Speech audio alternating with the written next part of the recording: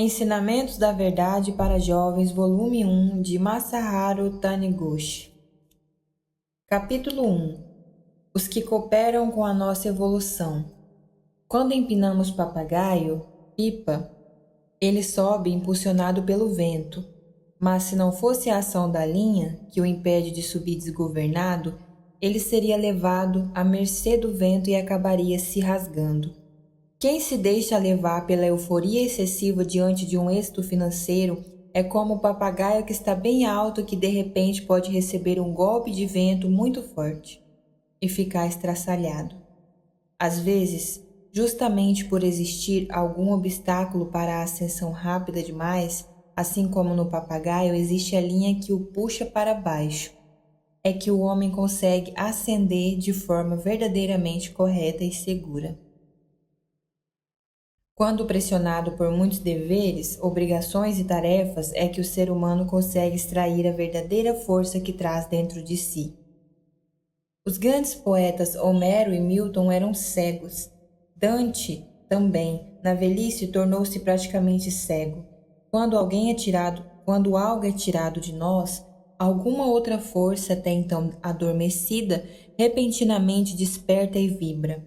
Assim, na situação de cegueira, a pessoa não dispersa a atenção com coisas e fatos banais do mundo exterior.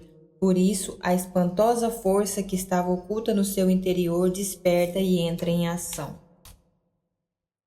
Levar uma vida por demais confortável, sem nenhuma dificuldade, é como tentar polir uma espada com um chumaço de algodão. Do mesmo modo que a espada não adquire assim o verdadeiro corte, a pessoa que leva uma vida confortável demais também não conseguirá manifestar sua verdadeira capacidade. Por vezes, aqueles que consideramos amigos não enxergam nossos defeitos. Além disso, por desejarem nos favorecer ou agradar, ressaltam somente nossas qualidades. Então, descuidamo-nos, deixamos de conhecer nossos defeitos e, por conseguinte, não os conseguimos sanar. Por outro lado, aqueles que parecem ser nossos adversários são, às vezes, nossos verdadeiros aliados.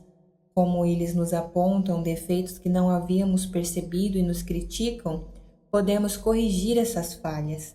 Mesmo no jogo de xadrez, conseguimos progresso quando enfrentamos adversários fortes, e isto ocorre porque eles atacam nossos pontos fracos que não havíamos percebido, obrigando-nos a melhorar a nossa técnica. O essencial é não ficarmos acomodados, deixando-nos iludir pelas bajulações. Capítulo 2. A vida é como o aço que deve ser forjado. A vida não é como argila, ela é como o aço que deve ser forjado. Assim dizia Emerson. Não se deve subestimar a vida. Por mais habilmente que uma pessoa consiga interpretar textos, seus conhecimentos serão inúteis se não passarem de meras teorias. Ao ser lançada na correnteza da vida, a pessoa acabará naufragando. O monge Taquan assimilou verdadeiramente o Zen quando atingiu o estado espiritual em que o caminho da espada e o do Zen se tornaram um só e conseguiu vencer o exímio espadachim Yagyu Tajima. Esta vida não deve ser temida, tampouco subestimada. Dizem que quando um professor de técnica de comércio se envolve em atividade comercial, em geral acaba fracassando. Em se tratando de professor de religião, se ele sofre esse tipo de fracasso, o seu aprimoramento espiritual ainda é insuficiente. Certa pessoa disse: se um empresário abraçar uma religião, seus empreendimentos crescerão. Mas se um religioso se dedicar a um empreendimento, nem sempre conseguirá êxito. Essa afirmação contém uma advertência sobre o qual os religiosos devem refletir. Quem despreza a força do inimigo será por ele derrotado. Subestimar a vida é o mesmo que menosprezar a capacidade do adversário. A vida não deve ser subestimada, mas não estou dizendo que devemos temê-la. O que eu quero dizer é que o homem precisa conhecer a si próprio, o adversário, a hora e o lugar. Aquele que não conhece a adequação pessoa, lugar e hora está sujeito à derrota. Conhecer a pessoa, isto é, o ser humano, significa reconhecer a capacidade e o temperamento próprios e também os do outro. Conhecer o lugar significa discernir se o lugar é o adequado ou não para concretizar determinada ação. Conhecer a hora significa saber se o momento é apropriado para agir ou não. Uma diferença de 10 minutos pode acarretar um grande lucro ou uma grande perda numa transação comercial. Conhecer a adequação pessoa, lugar e hora, isso é ter sabedoria. Capítulo 3. Aprimoramento da alma. O amor não é compaixão. Compaixão consiste em ressaltar o infortúnio do outro e, atendo-se a esse aspecto infeliz, oferecer-lhe piedade. Uma vez salientado o seu aspecto desafortunado, a pessoa fixa o pensamento em seu infortúnio e, pela força desse pensamento negativo, não conseguirá sair da situação lastimável. A dificuldade jamais constitui infelicidade para a alma. Os maiores inimigos da alma são a preguiça e a covardia. Tendo vários caminhos para trilhar na vida, a maioria das pessoas opta pelo caminho mais fácil, mas na verdade, o caminho mais difícil é que conduz ao aprimoramento da alma. Um caminho plano e fácil, que não requer esforço ou sacrifício para trilhar, não serve para fortalecer a alma da pessoa. Precisamos compreender que aceitar uma tarefa mais difícil do que a atual é o melhor meio para fortalecer a nossa alma. Da mesma forma que a nossa força física aumenta quando exercitamos o corpo carregando pesos, a nossa força espiritual aumenta quanto mais enfrentamos tarefas difíceis. Somente através desse procedimento poderemos manifestar a força infinita de Deus, com o qual todo ser humano nasce neste mundo. Capítulo 4. Iniciemos a jornada rumo a uma grande aventura. A felicidade para um jovem não deve consistir apenas em desfrutar o que lhe é oferecido e levar uma vida cômoda em que nada de importante acontece.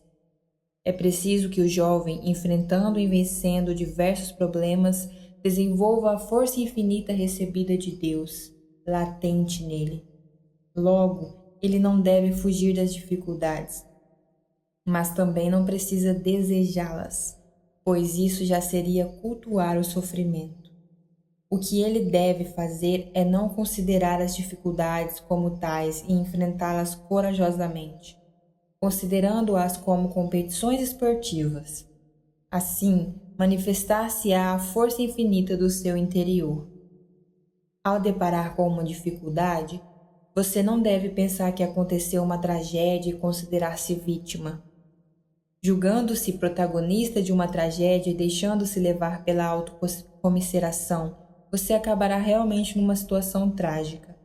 Se surgir uma dificuldade, imagine-se como um membro de uma expedição que está se embrenhando corajosamente numa densa floresta à procura de novas terras.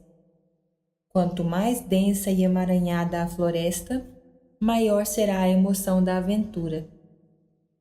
E será especialmente grande a alegria ao sair da floresta para o campo. Dessa forma, você cultivará em você uma grande força e deixará de sentir as dificuldades como tais. Aquele que só almeja uma vida cômoda, que pensa estar manifestando a imagem verdadeira porque está vivendo confortavelmente e que deixa adormecido em seu interior a força capaz de dominar as dificuldades, será tragado pelas ondas do mundo fenomênico quando vier uma tempestade, pois não terá forças para enfrentá-la. Você não precisa desejar as dificuldades, mas também não deve fugir delas. Saiba que toda e qualquer tarefa ou responsabilidade que lhe é atribuída é um meio que Deus proporciona a você para desenvolver a sua força interior. Conscientize-se de que o melhor meio para o aperfeiçoamento e engrandecimento pessoal consiste em enfrentar a tarefa e a responsabilidade sem temor, com força total, agradecendo-lhes. O surgimento de problemas significa surgimento de oportunidades de progresso. Se não surgissem problemas, ninguém se esforçaria para melhorar. Assim, os assalariados de baixa renda continuariam indefinidamente nessa situação, e os lavadores de prato jamais deixariam de ser lavadores de prato. Se os homens do passado não tivessem tido sonhos e espírito de aventura, a humanidade não teria alcançado o nível atual de progresso. Avante, jovem! Tenha um sonho grandioso e inicie sua jornada rumo a uma grande aventura. Capítulo 5. O valor da ação. Deus concedeu a todo ser humano o desejo de se autoexpressar. Esse desejo de autoexpressão, em vez de ficar somente no desejo, precisa manifestar-se como ação. A autoexpressão se completa apenas através da ação, e se não existe esforço, não pode haver ação. Em suma, uma vida acomodada não passa de uma vida inútil, sem ação, de pessoas preguiçosas. Tanto a sabedoria quanto a força não nascem da vida acomodada. Quanto mais você se defrontar com questões complexas e difíceis, mais aumentarão a sua sabedoria e a sua força. Por mais difícil que seja o caminho imposto a você, não resmungue. Deus nunca lhe apresenta problemas insolúveis. O fato de lhe ter sido imposta uma questão difícil significa que essa questão é de uma dificuldade apropriada para o grau de desenvolvimento de sua alma. É resolvendo essa questão que sua alma avançará mais um passo. Portanto, agradeça a seu trabalho atual, considerando-o como o mais apropriado estimulante para a evolução espiritual oferecido por Deus. Quando você agradece a tudo que lhe é oferecido, surge naturalmente o caminho para a solução dos problemas. Toda dificuldade é, na verdade, manifestação do amor de Deus para que você possa fazer evoluir ainda mais o seu espírito e contribuir cada vez mais para a perfeita autoexpressão de Deus.